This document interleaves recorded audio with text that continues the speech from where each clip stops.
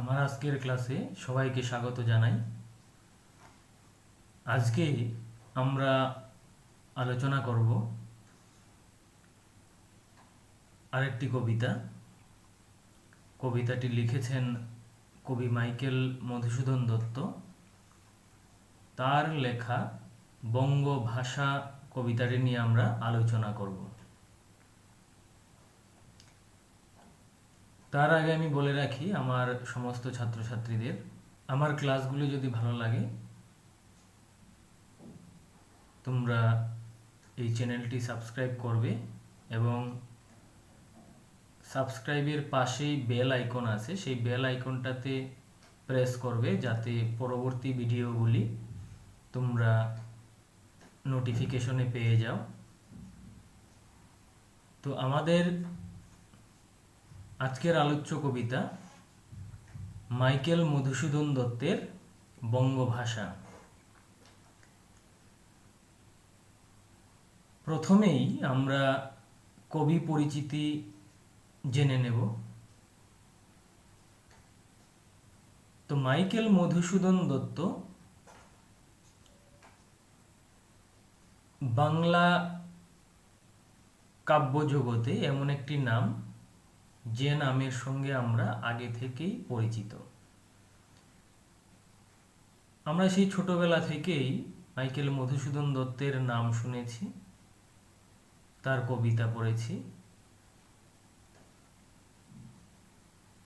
তার লেখা বঙ্গভাষা কবিতাটি নিয়ে আমরা আজকে আলোচনা করব।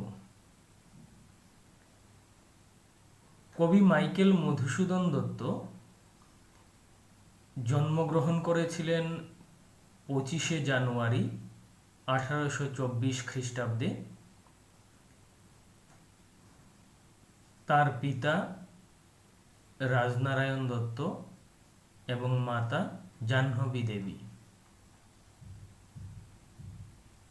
বাংলা কাব্যজগতে মাইকেল মধুসূদন দত্তের নাম স্বর্ণাক্ষরে লেখা আছে। বাংলায় যে আধুনিক মহাকাব্য বা আমরা বলতে পারি সাহিত্যিক যে মহাকাব্য মেঘনাদ বধ কাব্য, তার রচনাকার মাইকেল মধুসূদন দত্ত এবং প্রথম বাংলা বিয়োগান্তক নাটক কৃষ্ণকুমারীর স্রষ্টাও মাইকেল মধুসূদন দত্ত। তিনি আর কি করেছেন? তিনি বাংলা কাব্যে একটা ছন্দ আছে, অমিত্রাক্ষর ছন্দ, হয়তো আমরা অনেকেই শুনেছি। সেই অমিত্রাক্ষর ছন্দের প্রবক্তা। তারপর তিনি পত্রকাব্যের জনক, আধুনিক গীতিকবিতা ও বাংলা সনেটের স্রষ্টা তিনি। সংক্ষিপ্তভাবে এইটুকু আমরা বলতে পারি মাইকেল মধুসূদন দত্তের প্রসঙ্গে। বিস্তারে আমরা যাচ্ছি না, কারণ বিস্তারিত আলোচনা আমরা সাহিত্যের ইতিহাস যখন পড়ব তখন অবশ্যই আলোচনা করব। আমাদের মূল বিষয় হচ্ছে কবিতা নিয়ে আলোচনা। সেই কবিতাটি সম্পর্কে আমরা আলোচনা করব। এবারে আমি আমাদের যে আলোচ্য কবিতা বঙ্গভাষা, এই কবিতার উৎস সম্পর্কে আলোচনা করছি। বঙ্গভাষা কবিতাটি মাইকেল মধুসূদন দত্তের চতুর্দশপদী কবিতাবলী নামক গ্রন্থের অন্তর্ভুক্ত তৃতীয় সংখ্যক কবিতা। কি বললাম? বঙ্গভাষা কবিতাটি মাইকেল মধুসূদন দত্তের চতুর্দশপদী কবিতাবলী নামক গ্রন্থের অন্তর্ভুক্ত তৃতীয় সংখ্যক কবিতা। আলোচ্য গ্রন্থ মধ্যে মানে চতুর্দশপদী কবিতাবলী নামক যে গ্রন্থটা, তার মধ্যে 102টি চতুর্দশপদী কবিতা সন্নিবেশিত হয়েছে, যার মধ্যে প্রথম কবিতা হলো উপক্রম এবং শেষ কবিতাকে নাম দিয়েছেন সমাপ্তে। এই চতুর্দশপদী কবিতাবলী কাব্যটি 1866 খ্রিস্টাব্দের 1 আগস্ট গ্রন্থাকারে প্রকাশিত হয়। ফ্রান্সের ভার্সাই নগরীতে থাকাকালীন বেশিরভাগ কবিতা রচিত হয়, মানে তিনি সেই চতুর্দশপদী কবিতাগুলির মধ্যে বেশিরভাগই রচনা করেন। মেঘনাদবধ কাব্য রচনার সময় কবি মাতৃভাষা নামক একটি সনেট লিখেছিলেন। পরে সেটি বঙ্গভাষা নামে পুনর্লিখিত হয়ে চতুর্দশপদী কবিতাবলীর অন্তর্ভুক্ত হয়েছে। বোঝা গেছে? এই হলো কাব্য পরিচিতি। এবার এই কবিতাটা লেখার প্রেক্ষাপটটা কি, সেই সম্পর্কে আমরা আলোচনা করব। এই কবিতাটি লেখার যে প্রেক্ষাপট, সেই সম্পর্কে আমরা আলোচনা করব। কি হয়েছিল, কেন তিনি এই কবিতাটা লিখেছিলেন? মাইকেল মধুসূদন দত্তের ইচ্ছা ছিল তিনি ইংরাজি সাহিত্যে বড় কবি হবেন। তিনি কবিতা লিখবেন, তার নাম ডাক হবে, তার যশ হবে। সেই ইংরাজি সাহিত্যে বড় কবি হওয়ার বাসনায় Shakespeare, Milton, Dante, Shelley, Keats, Wordsworth প্রমুখ বিশ্ববিশ্রুত কবিদের সঙ্গে নিজের নাম উচ্চারিত হওয়ার প্রেরণায় তিনি কি করেছিলেন? জন্মভূমি ছেড়ে বিদেশে পাড়ি জমিয়েছিলেন। এমনকি সরস্বতীর আরাধনা ছেড়ে লক্ষ্মী লাভের আকাঙ্ক্ষাও এ ঘটনার নেপথ্যে কাজ করেছিল। তিনি ভেবেছিলেন তিনি যদি ইংরাজি কবিতা লিখে তার নাম যশ হয়, তবে হয়তো প্রচুর পরিমাণে তার অর্থ উপার্জন হবে। অর্থাভাব আর ব্যর্থতা তার জীবনের সঙ্গী হয়ে দাঁড়ায়।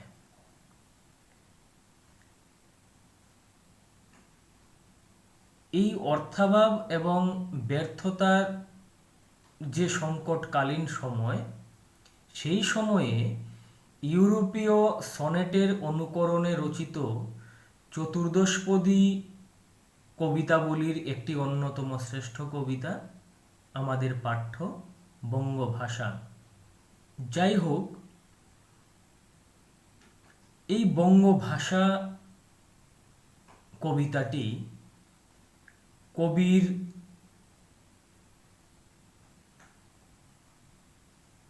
আত্মিক কামনা এবং স্বাদেশিকতার যে তীব্র অনুরণন, তারই প্রতিফলন ঘটেছে।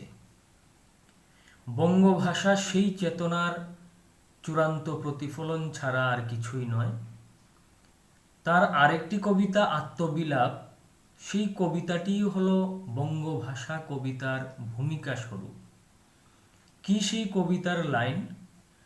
আশার ছলনে ভুলি কি ফল লভিনু হায়, তাই ভাবি মনে জীবন প্রবাহ বহি কালো সিন্ধু পানে যায় ফিরাবো কেমনে। বাংলা ভাষা কবির মাতৃভাষা, অথচ সেই মাতৃভাষা বাংলার প্রতি অবহেলা এবং উপেক্ষাজনিত আক্ষেপই কবিতাটির মর্মমূলে বিধৃত হয়েছে। মানে তার মূল বিষয়বস্তু হচ্ছে বাংলার প্রতি তার মনে যে অবহেলা ছিল এবং উপেক্ষা ছিল তারই আক্ষেপ। তিনি বিদেশি ভাষা সম্পদের প্রতি আগ্রহান্বিত হয়ে তাকে ভালোবেসে আপন করে নেওয়ার ঐকান্তিকতায় বিদেশে পাড়ি জমান। ফ্রান্সের ভার্সাই নগরীতে থাকাকালীন কবি জীবনের দুঃখ, অবসাদ আর মানসিক দ্বন্দ্ব সংকটে নিষিক্ত সনেটটি হল বঙ্গভাষা। তিনি বঙ্গজননী তথা বঙ্গধাত্রীর কাছে আক্ষেপ করেছেন যে তার ভাণ্ডার ভাষা সম্পদে ঐতিহ্যশালী হওয়া সত্ত্বেও, বিবিধ রত্ন রাজিতে তার সংগ্রহশালা পূর্ণ হওয়া সত্ত্বেও কবি তাকে অবহেলা করেছেন, মানে বাংলা ভাষাকে তিনি অবহেলা করেছেন। আর এই অনীহা মিশ্রিত অবহেলার জন্ম এক চূড়ান্ত বোকামি থেকে হয়েছে বলে কবি মনে করেন। তিনি আরও কি আক্ষেপ করেন? মাতৃদান গ্রহণ না করে পরের সম্পদের প্রতি প্রলুব্ধ হয়ে তাকে ঋণ হিসেবে আত্মীকরণ করতে গিয়ে ব্যর্থতার অন্ধকারে তিনি নিমজ্জিত হয়েছেন। পরের সম্পদের প্রতি কবির আগ্রহ তাকে দেশ দেশান্তরে ছুটে বেড়াতে বাধ্য করেছে, তাকে ভিক্ষুকের বৃত্তি ধারণ করতে বাধ্য করেছে। চূড়ান্ত আঘাতে জর্জরিত হয়ে নিজের ভুল বুঝতে পেরে কবি এরূপ বেদনার প্রকাশ করেছেন স্বগতোক্তির মাধ্যমে, মানে নিজে থেকেই নিজের মনে তিনি তার ভুলটা প্রকাশ করেছেন। তিনি মাতৃভাষার প্রতি যে চূড়ান্ত অবহেলা করেছেন, তিনি আক্ষেপ করেছেন। কি বলেছেন আক্ষেপ করে?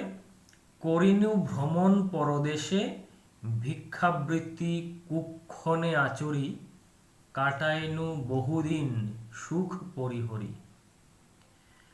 মানে তিনি দেশে বিদেশে ভ্রমণ করছেন, পরদেশে ভ্রমণ করছেন এবং ভিক্ষাবৃত্তি আচরণ করছেন।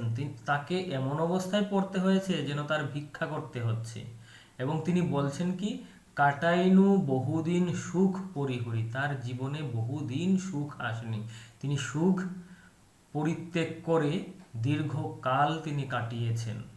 যাই হোক, অবশেষে যখন তিনি বুঝতে পারলেন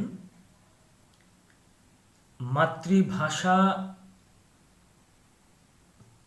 তার কাছে খনির মতো মনে হলো, যেখানে মণিরত্নে পরিপূর্ণ,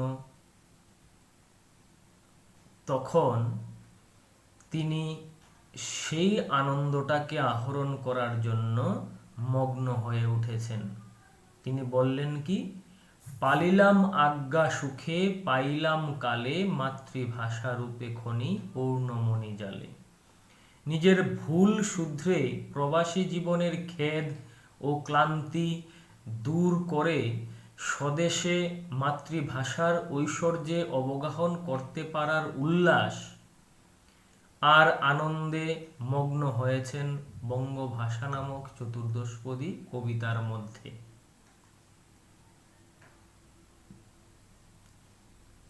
এই হলো কবিতাটা লেখার প্রেক্ষাপট। তারপরে আমরা যে বিষয়টা নিয়ে আলোচনা করব সেই বিষয়টা হচ্ছে নামকরণ প্রসঙ্গ। এই কবিতার নামকরণ প্রসঙ্গটা খুবই মূল্যবান কবিতাটা বোঝার ক্ষেত্রে। বঙ্গভাষা কবিতাটি মাইকেল মধুসূদন দত্তের আত্মজৈবনিক একটি সনেট, মানে নিজের আত্মার যে ক্রন্দন, সেই ক্রন্দনটাই প্রকাশিত হয়েছে বঙ্গভাষা কবিতার মধ্যে। মেঘনাদ বধ কাব্য রচনার সময়ই মধুসূদন কবি মাতৃভাষা নামে একটি সনেট রচনা করেন। পরবর্তী ক্ষেত্রে বিদেশে অবস্থানকালে সেই কবিতাটিকে পরিমার্জিত করে বঙ্গভাষা নামে প্রকাশ করেন। কবি অর্থ, যশ, খ্যাতি, প্রতিপত্তির পিছনে ছুটে বেড়ানো এবং বোহেমিয়ানিজম মানে হচ্ছে যাযাবর বৃত্তি, তাকে কোথাও একদণ্ড থামতে দেননি। অস্থিরমনা, চঞ্চল এরূপ কবি ব্যক্তিত্ব বারে বারে নানান ঘাত প্রতিঘাতে পরে নিজেকে চিনতে পেরেছেন, উপলব্ধি করেছেন স্বদেশ এবং স্বদেশের ভাষা ঐতিহ্যকে। আর সেই বেদনাহত চিত্তের ব্যর্থতা অর্থাৎ পরাজয়ের গ্লানি মোচনের জন্যই বঙ্গভাষা কবিতার রচনা। ইংরেজি ভাষার প্রতি তার বাড়তি আকর্ষণ, পরিশেষে শূন্য হাতে ফিরে আসার আরতিই বঙ্গভাষা কবিতার মূল বাচ্যার্থ। কবি নিজের মাতৃভাষাকে অস্বীকার করেছিলেন তীব্র উচ্চাশায়, পরিণামে শূন্য হাতে তাকে আঁকড়ে ধরে বাঁচতে চেয়ে অঙ্গীকার করেছেন, হে বঙ্গ ভাণ্ডারে তব বিবিধ রতন, তা সবে অবোধ আমি, অবহেলা করি পরধন, লোভে মত্ত করিনু ভ্রমণ পরদেশে, ভিক্ষাবৃত্তি কুক্ষণে আচরি। আত্মগ্লানির তুষানলে তার অন্তর শতধা বিভক্ত বলেই সেই খেদে নিজের কাজকে ভিক্ষাবৃত্তির সঙ্গে তুলনা করেছেন। সুখ স্বাচ্ছন্দ্য শান্তি সবকিছু পরিহার করে শরীর মনকে উজাড় করে দিয়ে বিদেশি ভাষাকে নিজের ভাষা রূপে গ্রহণ করার যে আপ্রাণ চেষ্টা ব্যর্থতায় পর্যবসিত হয়েছে। যাকে বরণ করা উচিত তাকে ত্যাগ করে অবরেণ্যকে বরণ করার মধ্য দিয়ে যে দুঃখানুভূতির জন্ম হয়েছে সে কথাই সখ্যাদে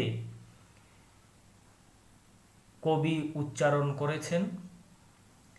বাংলা ভাষার ভাণ্ডার সীমাহীন রত্নরাজিতে পরিপূর্ণ, অথচ সেই মাতৃসম মাতৃভাষাকে অস্বীকার করে অন্য ভাষাকে ধ্যান ও জ্ঞান করার মধ্য দিয়ে শুভপ্রদ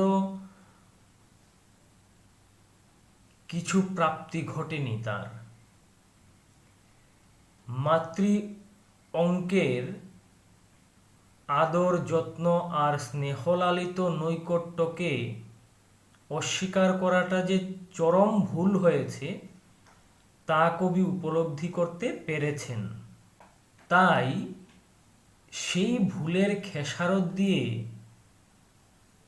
আবার মাতৃ অঙ্কে ফিরে যাওয়ার ইচ্ছাতে পরমকে গ্রহণ করার স্বপ্নটি যেন বাস্তবায়িত হয়ে উঠেছে। বঙ্গকুললক্ষ্মী স্নেহসুশীল স্বদেশ কবিকে তার ভুল পথ পরিক্রমা থেকে বিরত করেছে এবং কবি ফিরে আসতে পেরেছেন মাতৃক্রোড়ে। বাংলা ভাষা সাম্রাজ্যের অপূর্ব মণিকাঞ্চন পুনরায় মোহাবিষ্ট হয়ে তাকে আঁকড়ে ধরে পরম পরিতৃপ্তি বোধ করেছেন। তিনি বলছেন কি, পালিলাম আজ্ঞা সুখে পাইলাম কালে, মাতৃরূপে খনি পূর্ণমণি জালে। আত্মজৈবনিক প্রেরণাবোধ এতখানি প্রবল যে বঙ্গভাষা কবিতাটির মধ্যে তা স্পষ্টভাবে লক্ষ্য করা যায়। এরূপ লিরিক ধর্মিতার দৃঢ় পিনন্ধ চতুর্দশ পংক্তির বাঁধনে বঙ্গভাষা কবিতাটির নামকরণ অত্যন্ত সুপ্রযুক্ত হয়ে উঠেছে। বঙ্গভাষা কবিতার মধ্যে কবি মধুসূদনের অস্থিরতা, অতৃপ্তি, আত্মসমর্পণের মধ্য দিয়ে পরিসমাপ্তি ঘটেছে। মাতৃভাষার অনন্ত ভাণ্ডারের মধ্যে নিজেকে মিলিয়ে এবং বিলিয়ে দেওয়ার এক সুগভীর উপলব্ধির স্বীকৃতিতে কবিতাটি ঋদ্ধ হয়েছে। সুতরাং আমরা এই দিক থেকে যদি বিচার করি তাহলে অবশ্যই বলতে পারি নামকরণটি সুপ্রযুক্ত হয়েছে।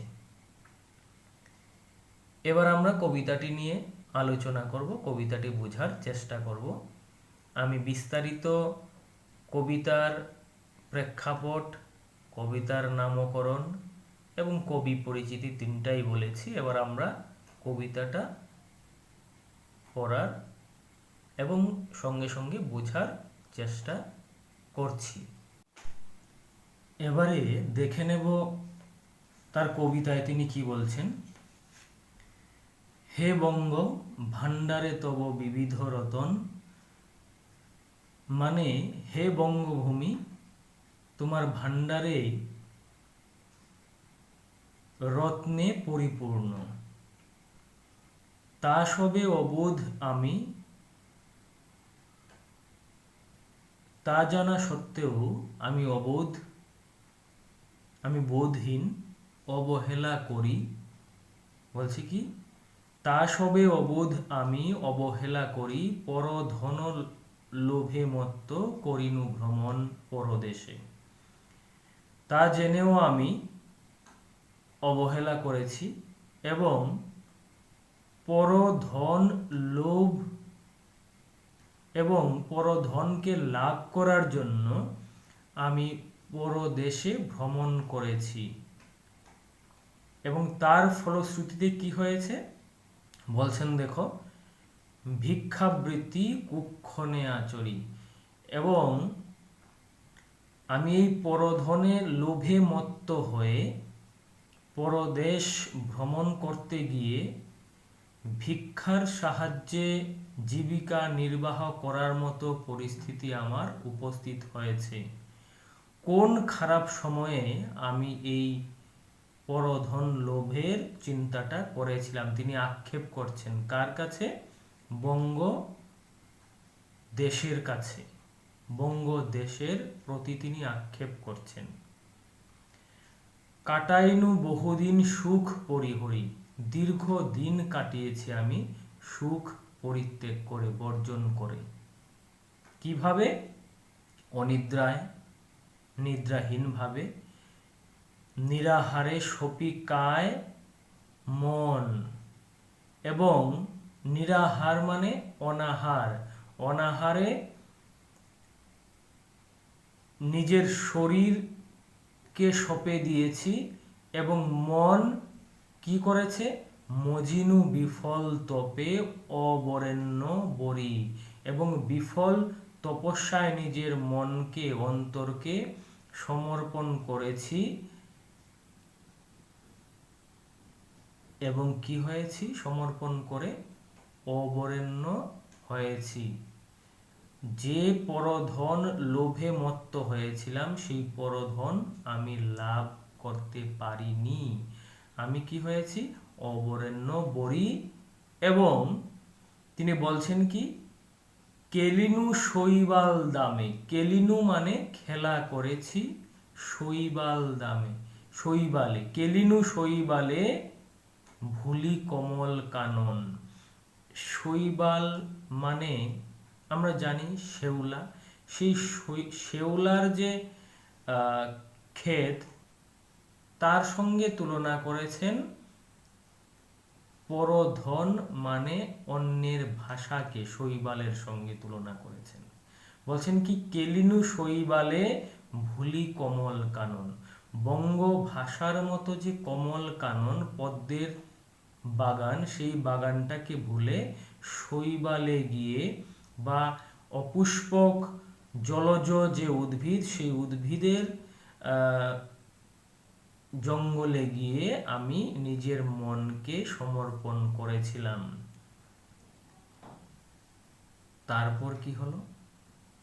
স্বপ্নে তব কুললক্ষ্মী, কুললক্ষ্মী মানে বঙ্গলক্ষ্মী বা বাংলার ভাগ্য বিধাতাকে বলা হয়েছে।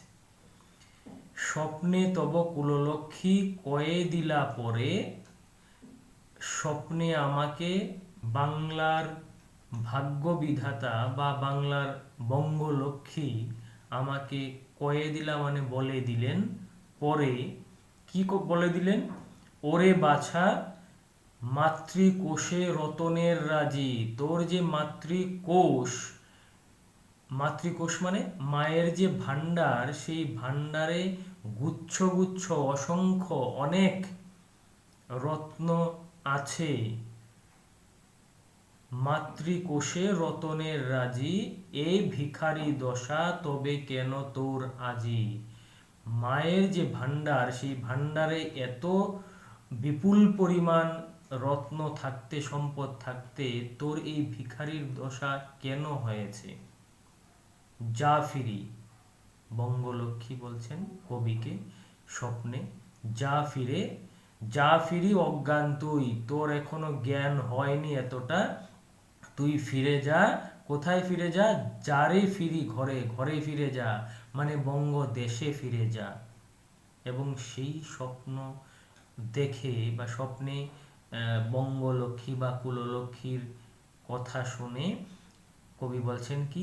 পালিলাম আজ্ঞা সুখে, বঙ্গলক্ষ্মীর আজ্ঞা আনন্দে পালন করলাম এবং পাইলাম কালে, যত সময় গেল পেলাম কি? মাতৃভাষা রূপে খনি, মাতৃভাষার মতো একটা বিশাল আকর বা যেখানে সম্পদের উৎপত্তি হয়, সেই খনির সন্ধান পেলাম, যেটা কিসে? পূর্ণ মণি জালে, এবং মণিমালায় পূর্ণ হয়ে আছে।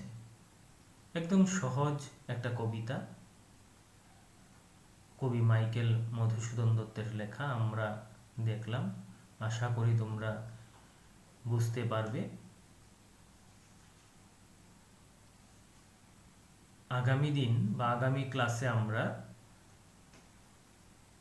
এই কবিতার প্রশ্নপত্র কি হতে পারে সে নিয়ে আমরা আলোচনা করব। সবাই ভালো থাকবে, সুস্থ থাকবে এবং বাড়িতে থেকেই পড়াশোনা করো। সবাইকে ধন্যবাদ।